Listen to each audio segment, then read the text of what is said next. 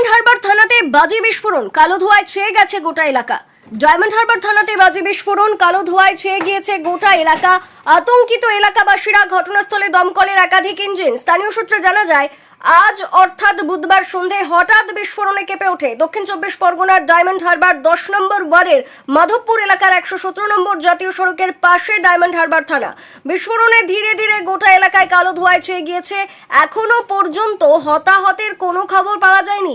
আগুন নিয়ন্ত্রণে আনার জন্য ডায়মন্ড হারবার দমকল বিভাগ থেকে দমকলের একাধিক ইঞ্জিন ঘটনাস্থলে পৌঁছেছে।